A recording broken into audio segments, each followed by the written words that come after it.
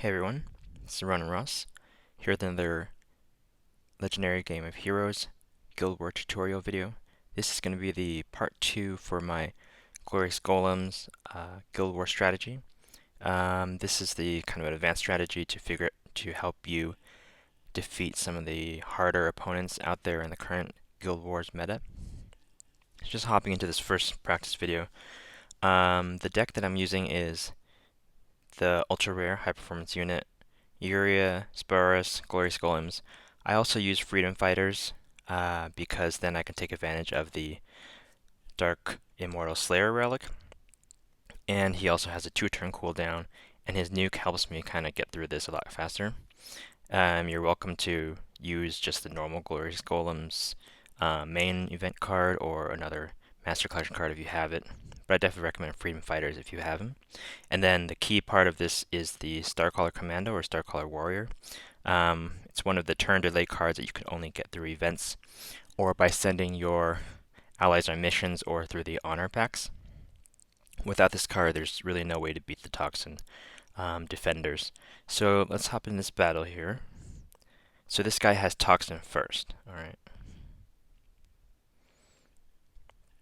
So the key here with the Toxin Warden is that we are just going to basically keep making gems, filling up the turn delay, and cycling through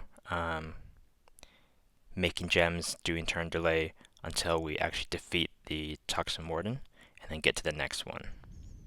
So you see the first Warden doesn't kill us, so I like to use the gems right away. That way I can fill up the turn delay card right away, and then that way I'll build up the turn delay so that I'll never be caught without it. And of course the Sparus and Glorious Golems are making passive gems every 3 turns, so here. That gives you the opportunity to fill up the bar again.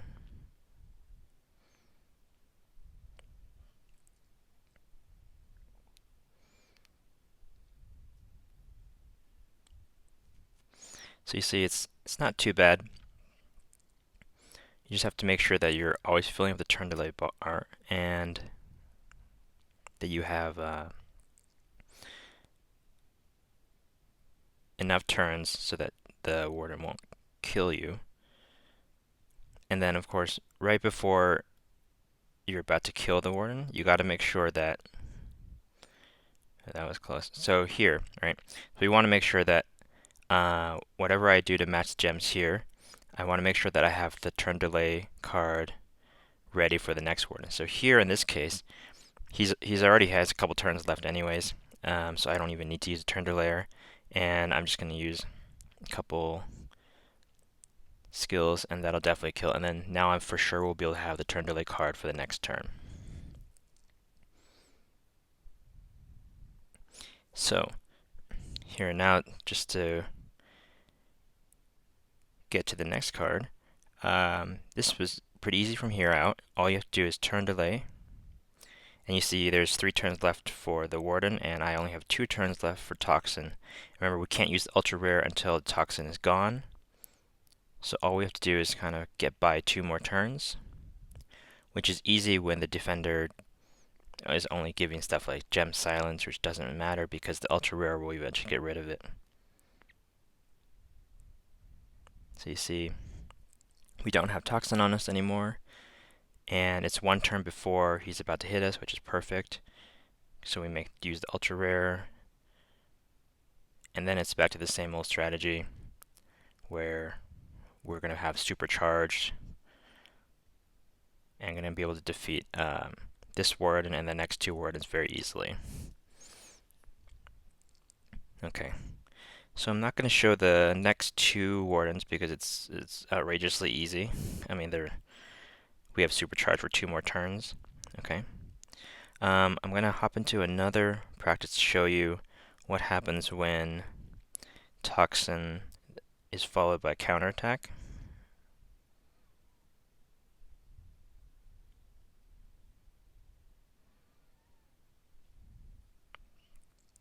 This is another one of the pretty standard defenders in the meta. It's not the hardest one. This one is actually still doable. and I'll show you how. When the counterattack warden is not light, uh, that makes this really difficult without having a high level Lance of the Endless GvG relic, and you probably should try to pick another opponent. But for this one, it's actually doable. So here's how I would do it.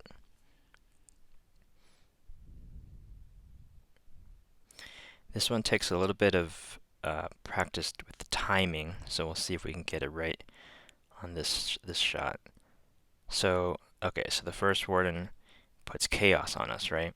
Chaos, of course, is annoying, but it's not the end of the world because we're always going to be able to make gems. So getting into this Toxin warden. So you might think the first step to do is turn delay, but actually the first thing you should do is actually use the ultra rare, and that's because the ultra rare will block damage for you. It just won't do the supercharge. And why that's important is that gives you one less turn to have to worry about the chaos. So now we'll have one more turn of chaos to worry about. So now I'll just turn delay now, and I still try to match gems if I can to fill up the bar. Okay. I'm not using any of the card skills because they would have gotten wiped by the chaos. Okay, so here we want to make sure that we have enough gems to fill the turn delay, and that we do. So this guy, fortunately, is actually not that hard, primarily because he has more, I think he had more light cudgels, but his Dark Warden's clearly not that strong. So now what we really need is, when we get to the next turn, we need to have a couple of these cards, preferably all of these cards, ready to use. So I wouldn't want to use both of these cards now, because then the next turn I wouldn't have any of them. So actually, this is where Freedom Fighters also shines, is because he has a double nuke. So let's see if we can finish him off with just that and with the double nuke. Yeah, so that'll work. Right. So with the double nuke, what happens is that the second nuke also happened last turn, but then we still have 3 turns of Toxin on us instead of the 2, which is what we would have wanted, like in the last example. But in this case, it doesn't matter. What I really needed in this case is to have as many of the gem producing skills ready to go for this light warden, because it's still a light affinity warden and we have a dark attack team. As long as we have gems on the board, it's just like old school GvG. You can kill it easily. You don't even need turn delay in this case. So here it's actually a little bit straightforward. I can just match the gems and that'll kill it.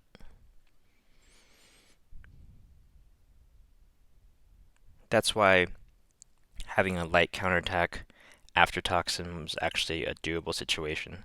And now, so he has this other annoying light Toxin. So this is a very specific scenario where this guy happens to have both, and that's why I saved the other Freedom Fighters. But we can just cycle through the whole turn delay situation again. I actually think this will probably kill him. Yeah. Because again, it's still Light Warden, so that's why I saved the Freedom Fighters instead of using it on the last Warden, because we didn't need to. Here we are going to need to turn delay, but then it becomes the same situation as the last example where we just have to wait till he gets to 1 turn, and then we'll use our ultra rare. You see.